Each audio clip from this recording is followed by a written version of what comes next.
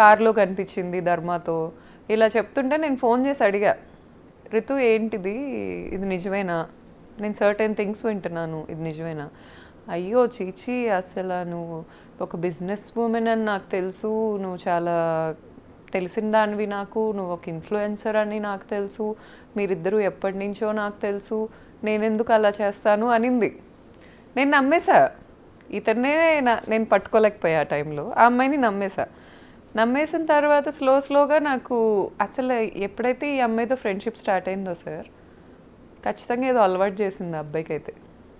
నాకు అనిపించింది, ఒక వైఫ్కే అర్థమవుతుంది హస్బెండ్ ఎలా ప్యాటర్న్స్ మారుతున్నాయి, హస్బెండ్ నైట్ ఎప్పుడు రావట్లేదు, కొత్తగా ఈ హ్యాపీ డెంటల్ తింటాం ఒకటి, ఈ హ్యాపీ డెంటల్ ఎందుకు తింటున్నాడు, సర్టెన్ థింగ్స్ ఎందుకు కవర్ చేసుకుంటున్నాడు, ఇవన్నీ నాకు డౌట్లు వచ్చాయి. ఈ పాపకి ఆ ఫ్లాట్ ఇష్టం అనుకుంటా, మమ్మల్ని పంపించేసింది ఇతనితో చెప్పించి. ఇతనేమంటాడు, ఫ్లాట్కి ఆరా ఉండిద్దంట, ఆరా పేరు రితు చౌదరి ఏమో, ఫ్లాట్కి ఒక ఆరా ఉండిద్ది, నువ్వు వీడు వచ్చాక నాకు ఆరా పోయింది, మేము వెళ్ళిపోయాక ఇప్పుడు ఆరా ఉంది అతనికి. వాళ్ళ నైబర్స్ చెప్తారు సార్, అసలు ఎంతమంది అమ్మాయి ఓన్ ఫ్లాటే కదా మీ పేరు మీద ఉన్న, రెంటెడ్ ఫ్లాటే సార్, కానీ రెంటల్ అగ్రిమెంట్ నా పేరు మీద ఉంది. ఆ ఓనర్కి కూడా తెలీదు నేను లేనని అక్కడ, ఆయన ఎక్కడో ఉంటారు. ఓకే. సో ఇతను ఏం చెప్పుకుంటున్నాడు, పోనీ ఫర్ ఎగ్జాంపుల్ ఆఫీస్ అని చెప్పుకున్నాడు అనుకుందాం సార్, అమాయకురాలు అనుకుందాం, అమ్మాయికి పాపం ఏం తెలీదు, నోట్లో అరటిపండు పెట్టినా కొరకటానికి ఫోన్ చేసి అడిగిద్ది ఎవరు నేను ఎట్లా కొరకాలని. అలాంటి వ్యక్తి ఆఫీస్ అయితే ఆ టైంలో వెళ్తుందా? రోజు టైం స్టాంప్స్ చూడండి ఆ వీడియోస్ మీద, నైట్ 1 o'clock నుంచి 4 o'clock ఆర్ మార్నింగ్ 6 o'clock వరకే అమ్మాయి ఉంటుంది. మిడ్ నైట్, మార్నింగ్స్ రాదు. ఒకవేళ మార్నింగ్ ఆ అమ్మాయిని పంపించాలి అంటే, ఒకవేళ వీళ్ళిద్దరు పడుకొని లేట్ నైట్, ఒకవేళ అమ్మాయి 7, 8 ఆ టైంకి లెగిస్తే ఒక అసిస్టెంట్ని ఇచ్చి పంపిస్తాడు. అమ్మాయి ఎవరికి సెలబ్రిటీ కదా, కనిపించకుండా ఇలా మొహాలు ముక్కులు ఇలా అనుకుంటా వెళ్తూ ఉంటుంది. ఈ అమ్మాయి ఓపెన్గా నా పేరు మీద ఉన్న ఫ్లాట్, అగ్రిమెంట్ ఉన్న ఫ్లాట్కి ట్రెస్ పాస్ చేసింది అనాలి నేను. నా రైట్ లేకుండా అర్ధరాత్రులు వచ్చి నా హస్బెండ్తో ఉంటానికి తను ఎవరు? ఇక్కడ మనం లాజికల్గా మాట్లాడాల్సింది ఏంటంటే, చాలామంది ప్రశ్నిస్తూ ఉంటారు, తప్పు ఏంటి, ఆడ మగ మధ్య స్నేహం ఉండకూడదని.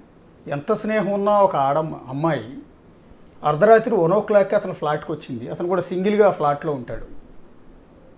ఆ మహాతల్లి 1 గంటకు వచ్చి తెల్లారుజాము 4 గంటలకు వెళ్ళాల్సిన అవసరం ఏంటి అనేది ఇక్కడికి వచ్చింది. సో దీన్ని ఆడామగ మధ్య స్నేహం అనుకోవాలా, అక్రమ సంబంధం అనుకోవాలా, ఇంకోటి అనుకోవాలా? సార్ వాళ్ళిద్దరు ఇంటిమేట్ వీడియోస్ కూడా ఉన్నాయి నా దగ్గర. కానీ నేను ఒక సంస్కారవంతమైన కుటుంబం నుంచి వచ్చాను, ఒక ఆడపిల్ల పెట్టడం నాకు ఇష్టం లేదు. ఇప్పుడు దాకా ఇవి కూడా నా దగ్గర లేవన్నారు సార్. ఇతనికి ఒక టీం ఉంది, ఈ యాంటీ హిందూ యాంటీ నేషనల్ టీంని పట్టుకుంటాడు ఇతను. వాళ్ళు ఏంటంటారంటే, నాకు మెసేజ్ల్లో లేకపోతే ఫేక్ యూట్యూబర్స్కి డబ్బులు ఇచ్చి ఏం మాట్లాడిస్తారంటే, నా దగ్గర ఎవిడెన్స్లు లేవంట, అతని తలకొరివి అతనే పెట్టుకుంటున్నట్టు నా దగ్గర ఉన్నాయి, నేను వదలట్లా. ఎందుకంటే అతని మీద ఒకప్పుడు ఉన్న ప్రేమ మీద రెస్పెక్ట్ అనుకోండి, లేకపోతే ఆ అమ్మాయి కూడా ఒక కుటుంబానికి చెందిన ఆడది కదా, ఎందుకు చేయటం అనే పాయింట్లో నేను వదలట్లా. కానీ వీళ్ళకి ఆగదు అది. అంటే ఆ వీడియోస్ మీ దగ్గర ఎట్లా అంటే, సార్ అది నా ఫ్లాట్ సార్, అక్కడ ఏమైనా చేసుకునే రైట్ నాకు ఉంది. నేను సీసీటీవీలు పెట్టుకుంటా, లేకపోతే నేను కెమెరాలు పెట్టుకుంటా. వాట్ ఎవర్, అంటే బెడ్రూమ్లో సీసీ కెమెరాలు పెట్టారా? I have full rights to put anything sir, I have full rights to put anything. మిమ్మల్ని దాన్ని ఏమంటారు, పై క్రాస్ చేయటం లేదు. నేను అనేది ఏంటంటే, మీ బెడ్రూమే కదా, నా బెడ్రూమే సార్, ఖాళీ చేసేసిన తర్వాత కావాలని ఇతని మీద అనుమానంతో కెమెరాలు పెట్టించారా లేకుంటే? సార్ యాక్చువల్గా నన్ను అతను January 9th, 12th నేను ఆ ఫ్లాట్లోంచి బయటకు వచ్చేసా. ఓకే. తర్వాత నేను 2 days హాస్పిటలైజ్ అయ్యా, వీళ్ళ అరాచకాలన్నీ తెలిసి, ప్యానిక్ అటాక్స్కి గురయ్యి. తర్వాత అతనే నాకు ఒక ఇల్లు ఎతికి నన్ను బయటికి పంపించాడు. ఓకే. ఆ ఇల్లు అతనే ఎతికి పెట్టాడు, పంపించాడు. కానీ నేను వెళ్ళిపోయాక నాకు విడాకులు ఇవ్వట్లా. మళ్ళీ కలిసి ఉంటాను అని వచ్చి చెప్తాడేమో అనే హోప్ ప్రతి ఆడదానికి ఉంటుంది. సో అసలు అతను ఏం చేస్తున్నాడో తెలుసుకోవాలి కదండి సార్, అది బయట పెట్టే ఉద్దేశం కాదు. అట్లీస్ట్ అతను ఏం చేస్తున్నాడో తెలుసుకోవాలి కదా. ఇప్పుడు ఈ ఋతు అనే అమ్మాయితో నన్ను మాట్లాడిచ్చాడు, నాకు ఒకరోజు ఏం చెప్పాడు, ఇలాంటి అమ్మాయిలందరితో నన్ను తిట్టిస్తా కొట్టిస్తా అని చెప్పాడు. ఇప్పుడు అతని దగ్గరికి ఎందుకు వస్తున్నారో ఆ అమ్మాయిని అడగాలి, అతను ఎందుకు పిలుస్తున్నాడో అతను అడగాలి. ఆ అమ్మాయి బాడీ లాంగ్వేజ్ మీరు చూస్తే ఇప్పుడు ఇచ్చిన కొన్ని వీడియోస్లో అమ్మాయి తాగలేదంటే ఎవరు నమ్మరు. పసిపిల్లలకు కూడా అర్థమవుతుంది వాళ్ళు ఎంత డ్రంక్ ఉన్నారో. మార్నింగ్ 4 o'clockకి ఆ ప్లే అవుతున్న విజువల్, మార్నింగ్ 4 o'clock, 4:24 లిఫ్ట్లో బయటకు వెళ్తున్న వీడియో. ఆఫ్టర్ పార్టీస్ అంటారు వాటిని. పార్టీ అయిపోయాక ఆఫ్టర్ పార్టీ తెచ్చుకుంటున్నాడు అమ్మాయిని ఇంటికి. ఓకే, ఇప్పుడు ఆ అమ్మాయి అంత ఓపెన్గా, సేమ్ కమ్యూనిటీ మనిషిని నేను, అమ్మాయిది కోనాపాలెం అంటున్నారు, మరి నిజమో కాదో, మా ఊరు దగ్గర ఒక ఊరు, ఎంత కాదనుకున్నా నేను ఒక ఇన్ఫ్లుయెన్సర్ని, నాకు ఎప్పటి నుంచో హైదరాబాద్లో సర్టెన్ కాంటాక్ట్స్ ఉన్నాయి, నా ఇంటికే అమ్మాయి అలా వచ్చిందంటే ఎంతమంది ఇళ్ళకి వెళ్తుంది అనుకోవాలి నేను ఈరోజు.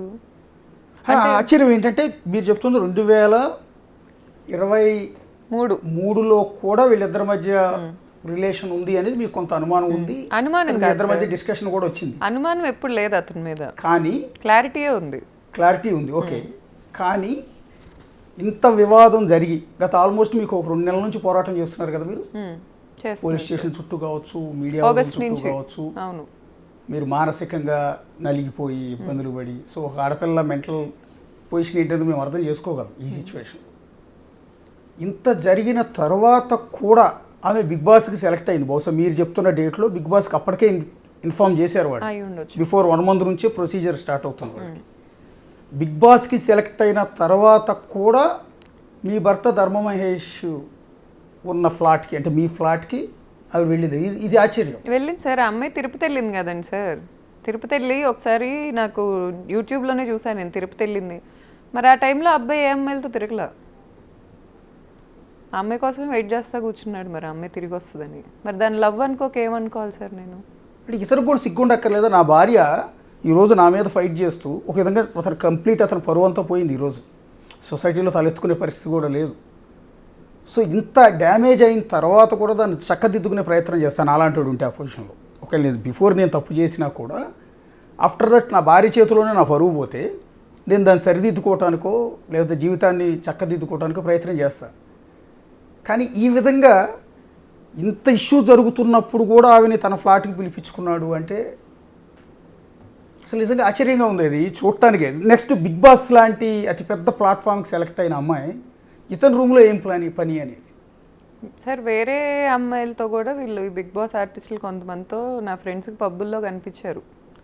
ఇల్యూజన్ అని పబ్ ఉంటుంది, లేకపోతే సర్టెన్ పబ్స్లో నాకు కనిపించారు. వీళ్ళందరూ పిల్లి కళ్ళు మూసుకొని పాలు తాగుతా నన్ను ఎవరు చూడట్లేదు అనుకుంటారు చూడండి సార్, ఆ కేటగిరీ వీళ్ళు.